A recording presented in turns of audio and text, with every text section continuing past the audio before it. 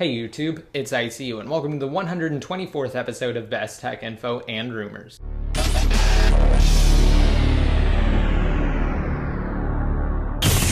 Alright, to start off I wanted to briefly discuss the giveaway announced in the last episode. And the Amazon gift card giveaway is actually concluding this weekend, so this will probably be your last chance to enter to win. So all you have to do is rate this video up and leave any relevant comment down below in the comment section. And once your comment is posted, you'll be automatically eligible to win. Alright, now to start off I want to discuss the status of the iOS 6, 6.0.1, 6.0.2, and 6.1 untethered jailbreak. Now there has been a lot of news pertaining to the upcoming jailbreak. I've actually made 2 new update videos this week, and just be sure to check those out. They will have more details there. However, I'll briefly go over what I discuss in them. So first we have Planet Being tweeting that he's made some nice progress with Pod 2G. And then in response to his rather vague announcement, Pod 2G added clarity. The developers managed to discover 2 new vulnerabilities in a single day, which if you've been a part of the jailbreak community for long enough, you'll know is a huge feat to accomplish in such a short time frame. Following that news, Planet Being sent out another tweet to his followers saying that he's made tons of progress the last few days and that he thinks the future is looking bright for jailbreaking. Now in the video that I posted which covers his announcement, I actually go over what he could be alluding to.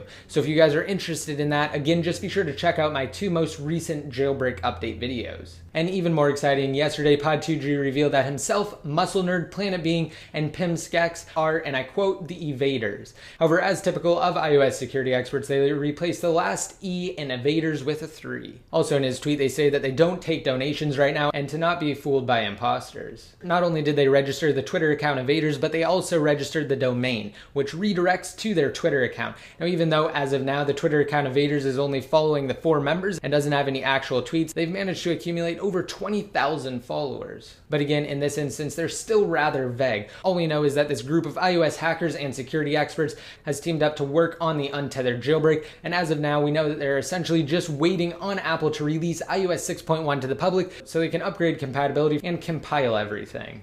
So hopefully we should see a release shortly after Apple issues iOS 6.1 to the public. Of course, just stay tuned to this series, my YouTube channel in general, and Best Tech Info. I'll keep you guys completely updated on the status of the untethered iOS 6 and up jailbreak, and I'll also be sure to let you guys know if the time frame for a release changes. Alright, now moving on from jailbreak related news, VG Leaks publicized the specifications of what's allegedly the next generation Xbox. It's said to be powered by an 8-core processor based on x64 architecture, and each core will supposedly operate at 1.6 gigahertz. Additionally, the upcoming new Xbox model, codenamed Durango, will allegedly have 8 gigabytes of RAM, an 800 megahertz graphics processor, a SATA 2.0 hard drive that's always present, and a 6-speed Blu-ray disc drive. Additionally, in the block diagram they released containing specifications, the Kinect import has all but put to rest the rumors of the next Xbox featuring a built-in Kinect. And on a similar topic, specifications for the PlayStation 4 or the latest Orbis developer kit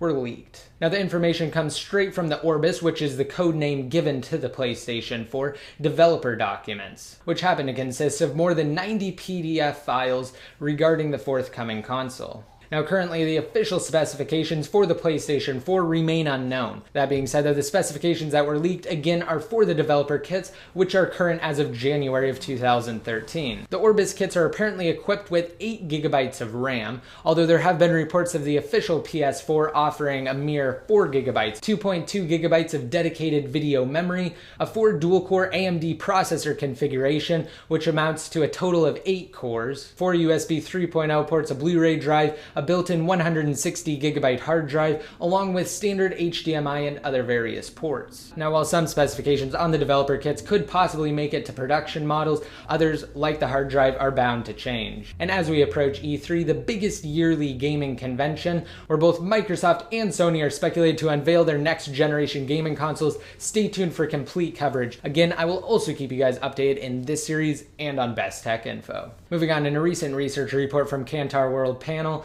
Apple has continued to maintain iOS's title as the best-selling smartphone platform in the United States during the 4th fiscal quarter of 2012. When analyzing the year-over-year figures for the 2011 corresponding quarter, it's immediately apparent that iOS's market share has increased from 44.9% to 51.2%, which is clearly more than half of the smartphone market in the United States. Next, Microsoft will launch their Surface Pro tablets on February 9th with an $899 starting price for the 64GB model, and they'll also launch an 899 higher capacity 128GB version. Now, the Surface Pro will not serve as a post-PC tablet like the iPad, but instead will offer full-fledged computing features and functionality. Unlike its cheaper counterpart, the Surface Pro is capable of running actual Windows 8 and Windows 7 executable programs. The Surface Pro is also built with an Intel Core i5 processor, with integrated Intel HD Graphics 4000, an upgraded battery over the RT edition, a 1920 by 1080 display, and 4GB of RAM. Next, on the 23rd, Apple revealed company earnings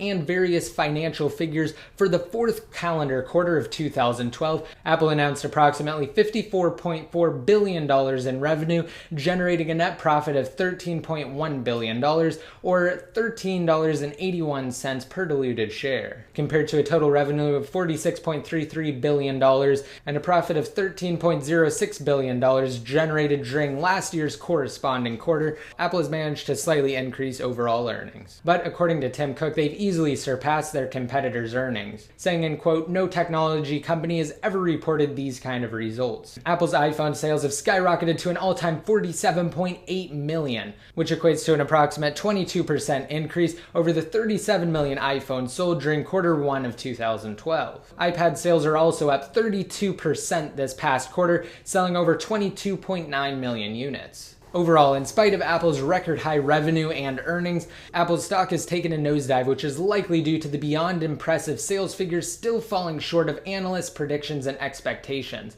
which were quite honestly completely unrealistic, and it's hard to see how Apple could have actually lived up to those bloated figures. Next, as just a reminder, one of the amendments that was announced in October to the DMCA, or Digital Millennium Copyright Act, will take effect this weekend, tomorrow actually, and will effectively make unlocking a smartphone illegal in the eyes of the United States law. Alright, moving on. According to a new report from iLounge today, the 5th generation iPad is said to adopt numerous features from its smaller, increasingly popular cousin, the iPad mini. The report suggests that the new iPad will be significantly thinner and smaller than the current design, which is in dire need of a radical change. And these inevitable changes will likely be due to a shift in display technology to IGZO panels and smaller internal components. Originally scheduled for release in March, it's been proposed that the iPad's launch will actually be pushed back to October. As for the iPhone, it's reported that Apple will introduce an iPhone 5S, which will be nearly identical to the iPhone 5 in design, save for an improved, slightly larger rear LED flash. The much rumored low-cost iPhone with a polycarbonate plastic shell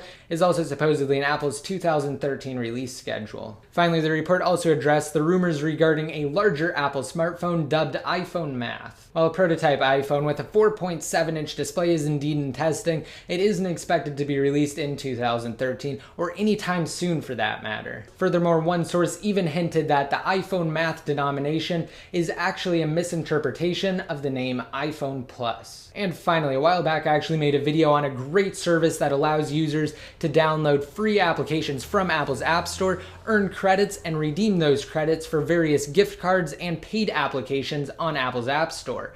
So if you guys want more details on that, just be sure to check out the video. In my opinion, it's definitely better than the other services I've made videos on and covered on YouTube. So again, just be sure to check it out if you haven't already. I've been meaning to announce it in a Best Tech Info and Rumors video, however, it's just slipped my mind lately. Which also reminds me, I'm actually working on a new project in collaboration with Adrian from iPod Uplink and Jailbreak Nation, and it's dubbed Project FAL for now. Again, that will change once we're ready to launch the service, but for now, you can visit projectfal.com, follow the Twitter account, and subscribe to the newsletter to be updated on details regarding the project. Alright, that's it for this video. Don't forget to rate it up if you liked it, and hit that subscribe button to be notified every time I release new videos.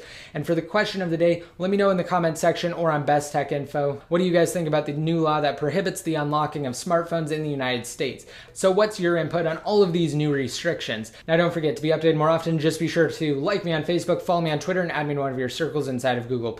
And until next time, this is ICU, signing out.